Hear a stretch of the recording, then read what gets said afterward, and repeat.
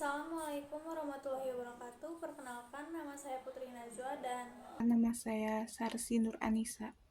di sini kami akan menjelaskan asuhan keperawatan agregat dalam komunitas kesehatan remaja NAPJA.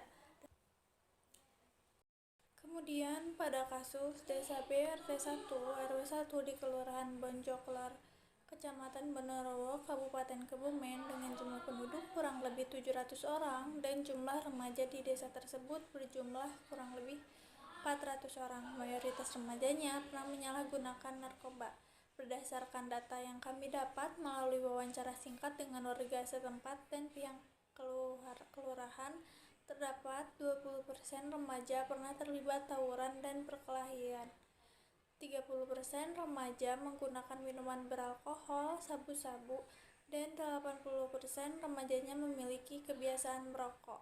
Perilaku tersebut didukung karena mudahnya akses untuk mendapatkan rokok. Terdapat banyak warung dari swalayan yang menyediakan rokok, namun untuk akses mendapatkan zat terlarang belum diketahui secara pasti. Warga mengatakan sering melihat adanya kumpul-kumpul di malam hari di rumah salah satu remaja dengan melakukan pesta minuman keras. Setelah melakukan pesta, tampak remaja keluar dengan keadaan kacau, jalan sempoyongan, pucat, dan mata merah. Banyak ditemukan botol-botol miras, pil ekstasi, dan puntung rokok saat dilakukan pembersihan. Banyak orang tua remaja mengeluh tentang perilaku anaknya dan tidak tahu lagi cara mengatasinya persoalan tersebut. Orang tua remaja mengeluhkan anaknya malas berangkat ke sekolah, tidak mau beribadah, dan berani kepada orang tua. Kemudian pada pengkajian data inti yang pertama data demografi, Desa B RT 1 RW 1 di Kelurahan Bonjoklar, Kabupaten Kebumen memiliki jumlah penduduk kurang lebih 700 orang dengan jumlah remaja 400 orang. Status perkawinan warga Desa B RT 1 RW 1 Kelurahan Bonjoklar, sudah ada yang menikah dan belum menikah. Kemudian pada nilai keyakinan dan agama, nilai yang dianut warga Desa B RT 1 RW 1 taat kepada Tuhan dengan 70% beragama Islam, 20% beragama Katolik, dan lainnya beragama. Kemudian yang kedua pada data subsistem, yang pertama terdapat perumahan dan lingkungan atau daerah. Mayoritas bangunan di Desa B permanen, terbuat dari tembok, batu bata, dan dekat dengan warga lain. Kemudian pada lingkungan terbuka, luas wilayah Desa B kurang lebih 200 hektar dengan kepadatan rata-rata 9-10 rumah atau 100 meter. Lingkungan di Desa B pada umumnya bersih, namun di beberapa tempat masih terdapat tumpukan sampah, terutama mempunyai home industry. Kemudian pada batas barat Desa Bonjokli Kidul, batas timur RT 2, batas selatan Desa Klepusari, dan batas utara RT 3. Kemudian pada tingkat sosial dan ekonomi, tingkat sosial ekonomi cukup sejahtera, tingkat sosial ekonomi orang tua remaja pengguna nafza menengah ke bawah, dan sebagian besar pekerjaan sebagai buruh. Kemudian pada kebiasaan, remaja sering kumpul-kumpul mengadakan pesta minuman keras. Remaja sering merokok saat sedang berkumpul dan menggunakan obat-obatan terlarang. Remaja pernah terlihat sempoyongan di pagi hari setelah berkumpul dengan teman-temannya. Kemudian pada transportasi menggunakan kendaraan pribadi seperti motor dan sepeda, kendaraan umum, dan jalan kaki. 50% menggunakan kendaraan pribadi. Kemudian pada fasilitas umum kesehatan, yang pertama terdapat satu dokter praktek umum. Kemudian pada sekolah di wilayah RW 1 terdapat satu sekolah dasar.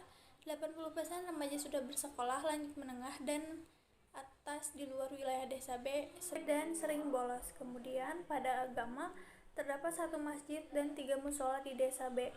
Kemudian pada ekonomi, yang pertama terdapat beberapa warung milik warga dan adanya industri rumah yang dimiliki warga. Kemudian pada pendapatan keluarga rata-rata 2 juta, dengan pengeluaran penduduk relatif masing-masing keluarga mempunyai pengeluaran yang berbeda-beda. Masyarakat di Desa B rata-rata mampu menyediakan makanan yang bergizi, tapi ada juga yang kesulitan memenuhi kebutuhan sehari-hari. Ada sebagian masyarakat yang mempunyai tabungan kesehatan berupa asuransi kesehatan berupa BPJS. Kemudian pada data dari kelurahan, sekitar 300 remaja putus sekolah. Remaja yang putus sekolah tidak memiliki pekerjaan dan hanya menganggur. Kemudian pada pelayanan umum, tidak terdapat fasilitas pelayanan umum seperti kantor pos, bank, maupun puskesmas di desa B. Kemudian pada politik, terdapat poster politik. Remaja sulit diajak mengikuti kegiatan Karang Taruna.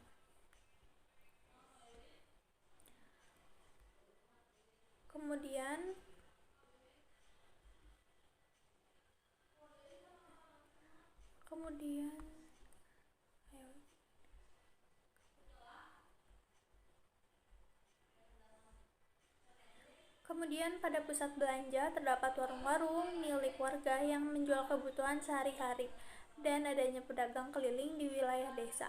Suku bangsa, sebagian besar penduduk merupakan suku Jawa. Kemudian pada kesehatan dan morbiditas, 30% remaja menggunakan obat-obatan terlarang, 80% remaja memiliki kebiasaan merokok, dan 20% pernah terlibat dalam perkelahian dan tawuran.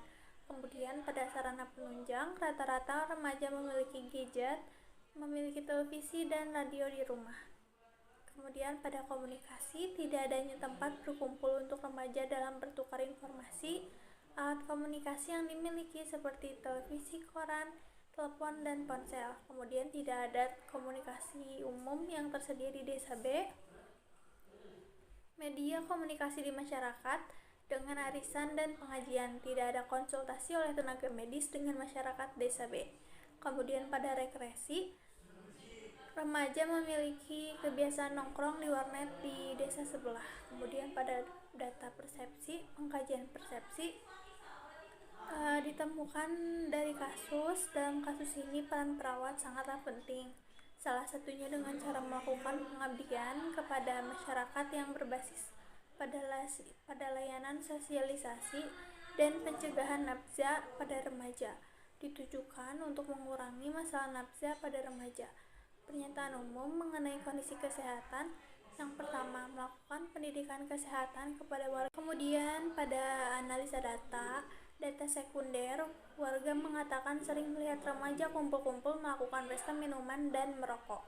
Kemudian pada data sekunder kedua, warga melihat remaja berjalan sempoyongan, mata cekung dan merah dalam keadaan kacau dengan masalah coping komunitas dan tidak efektif berhubungan dengan tidak adanya sistem regulasi dalam masyarakat dalam penyelesaian masalah remaja dengan perilaku nafsa dan merokok di desa B. Data observasi. Yang pertama, pihak warga maupun polisi setempat menemukan korban kecelakaan di area tikungan. Setelah diperiksa, ternyata ada pengaruh obat terlarang. Defisit kesehatan komunitas berhubungan dengan resiko masalah kesehatan remaja dengan perilaku nafsa dan merokok di desa B. Prioritas diagnosa keperawatan komunitas. Masalah kesehatannya, coping, komunikasi tidak efektif. Sesuai dengan peran perawat komunitas, 5. Sesuai dengan program pemerintah, 5. Sesuai dengan intervensi pendidikan kesehatan, 5. Resiko terjadinya, 5. Resiko parah, 5. Minat masyarakat, 3. Kemudahan untuk diatasi, 4. Tempat, 3. Dana, 2. Waktu, 2. Fasilitas, 5. Petugas, 1. Totalnya 45. Masalah kesehatan yang kedua, defisit kesehatan komunitas. Sesuai dengan peran perawat komunitas, 5. Sesuai dengan program pemerintah, 3. Sesuai dengan intervensi pendidikan, 5. Resiko terjadinya, 4. Resiko parahnya, 5. Minat masyarakatnya, 2. Kemudahan untuk diatasi, 3. Tempat, 5. Dana, 1. Waktu, 2. Fasilitas, 2. Petugas, 2. Totalnya 39. Kemudian pada scoring prioritas diagnosis keperawatan komunitas, Yang diagnosa pertama, coping komunitas tidak efektif dengan total 45 dan defisit kesehatan komunitas dengan total 39. Kemudian diagnosa keperawatan komunitas yang pertama, coping komunitas tidak efektif berhubungan dengan tidak adanya sistem regulasi dalam masyarakat dalam penyelesaian masalah remaja dengan perilaku nafza dan merokok di desa B. Kemudian pada diagnosa kedua, defisit kesehatan komunitas berhubungan dengan resiko masalah kesehatan remaja dengan perilaku nafza dan merokok di desa B. Intervensi keperawatan. Yang pertama, diagnosa keperawatan komunitas. Coping komunitas tidak efektif berhubungan dengan tidak adanya sistem atau regulasi dalam masyarakat dalam penyelesaian masalah remaja dengan perilaku nafza dan merokok di desa B. Tujuannya, setelah dilakukan tindakan keperawatan selama 5 minggu, diharapkan masyarakat mampu menentukan coping untuk menyelesaikan masalah remaja dengan perilaku merokok dan menggunakan nafza. Strategisnya, observasi terapeutik edukasi. Intervensinya, yang pertama, identifikasi kemampuan sumber daya yang dimiliki masyarakat. Yang kedua, identifikasi dampak situasi terhadap perubahan dalam masyarakat terkait perilaku remaja di desa B. Yang ketiga, identifikasi metode penyelesaian masalah perilaku remaja di desa B. Yang keempat, identifikasi sistem pendukung yang ada di masyarakat. Yang kelima, fasilitas masyarakat dalam memperoleh informasi yang dibutuhkan. Yang keenam, tinjau kembali kemampuan masyarakat dalam upaya penyelesaian masalah. 7. Lakukan kerjasama dengan keluarga, sekolah, masyarakat, atau pihak terkait untuk menentukan metode pemecahan masalah remaja di desa B. Yang ke-8, dukung masyarakat untuk menentukan coping atau cara penyelesaian masalah. Yang kedua, defisit kesehatan komunitas berhubungan dengan resiko masalah kesehatan remaja dengan perilaku nafza dan merokok di desa B. Tujuannya, setelah dilakukan tindakan keperawatan selama 5 minggu, diharapkan masyarakat mampu memahami resiko tinggi dan mencegah peningkatan penggunaan dari zat yang dapat menimbulkan resiko atau dampak berbahaya di desa B.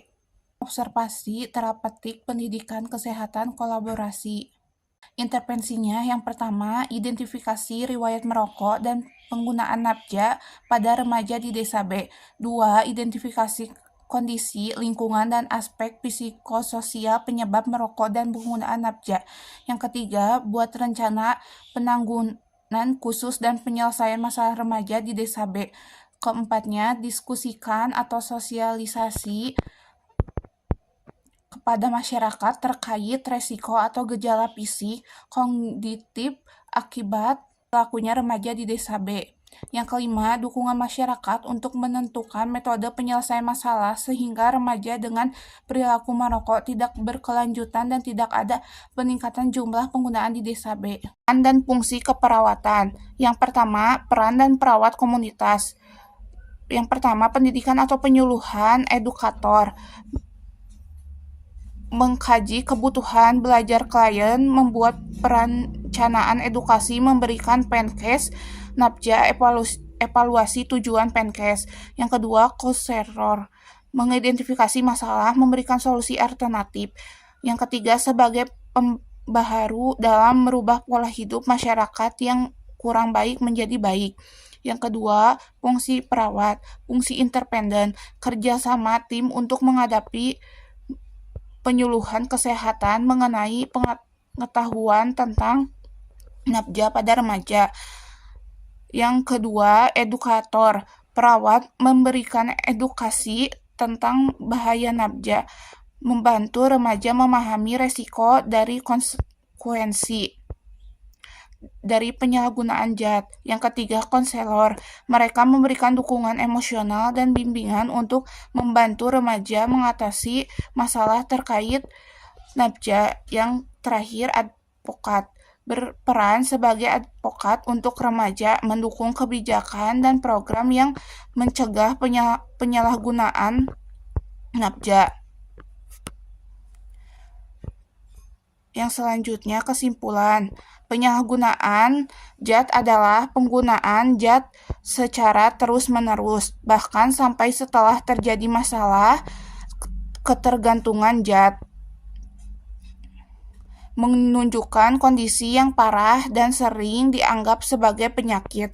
Peran perawat mempengaruhi pada keberhasilan dalam mencapai tujuan dan hasil akhir yang diharapkan dalam perawat, di mana asuhan keperawatan pada pasien penyalahgunaan nafza ditekankan pada aspek psikososial, kejiwaan, komunikasi, komunitas, dan keagamaan. Pada peran keluarga dan lingkungan juga sangat diperlukan untuk mempercepat proses pemulihan pasien penyalahgunaan nafza. Kebanyakan dari penggunaan menjadikan nafza sebagai pelarian untuk memecahkan suatu masalah. Yang kedua, saran.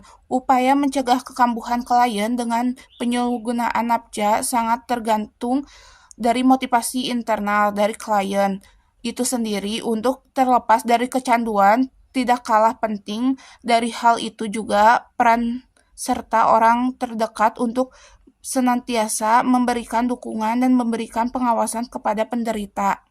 Yang selanjutnya, plan of action. Diagnosa coping komunitas tidak efektif berhubungan dengan tidak adanya sistem atau regulasi dalam masyarakat dalam penyelesaian masalah remaja dengan perilaku nafza dan merokok di desa B.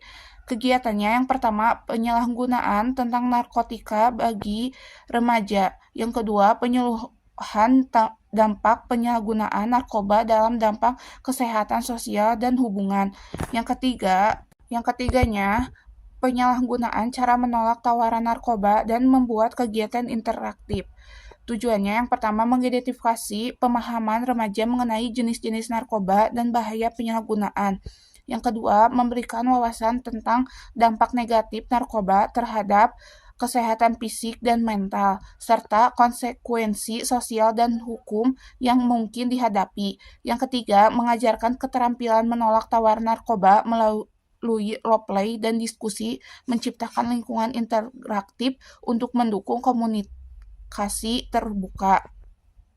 Sasarannya remaja, siswa SMP dan SMA. Waktunya 5 Oktober 2024, tempatnya aula sekolah, alokasi dana 250, PJ-nya mahasiswa dan guru. Selanjutnya, defisit kesehatan komunitas berhubungan dengan risiko masalah kesehatan remaja dengan perilaku nafza dan merokok di desa B. Yang pertama, penyuluhan tentang nafza dan rokok. Yang kedua, menyediakan sesi konseling bagi remaja yang beresiko untuk sudah terpengaruhi nafza dan merokok. Tujuannya, yang pertama, meningkatkan pemahaman remaja mengenai bahayanya nafza dan merokok. Yang kedua, memberikan dukungan emosional dan informasi tentang sumber daya yang tersedia. Sasarannya, remaja, siswa SMP dan SMA, tanggal 5 Oktober 2024, tempat di aula sekolah, dana 250, mahasiswa dan guru. Implementasi dan evaluasi, tanggal dan jam, 5 Oktober 2024, jam 9 pagi, minggu pertama bulan Oktober. Diagnosa keperawatan coping komunitas tidak efektif berhubungan dengan tidak adanya sistem atau regulasi dalam masyarakat dalam penyelesaian masalah remaja dengan perilaku nafza dan merokok di desa B. Implementasinya yang pertama, mengadakan penyuluhan tentang narkoba bagi remaja. Yang kedua, memberikan penyuluhan dampak penyalahgunaan narkoba dalam dampak kesehatan sosial dan hukum. Yang ketiga, mengadakan penyuluhan cara menolak tawaran narkoba dan membuat kegiatan interaktif. Evaluasinya, S-nya siswa mengerti dan mampu memahami apa itu narkoba dan dampak-dampak penyalahgunaan narkoba. O-nya, siswa menerima materi dengan baik. A-nya, masalah teratasi. B, intervensi diberhentikan. Yang kedua, tanggal 5 Oktober jam 9 pagi minggu pertama bulan Oktober. Diagnosa keperawatannya defisit kesehatan komunitas berhubungan dengan resiko masalah kesehatan remaja dengan perilaku nafja dan merokok di Desa B.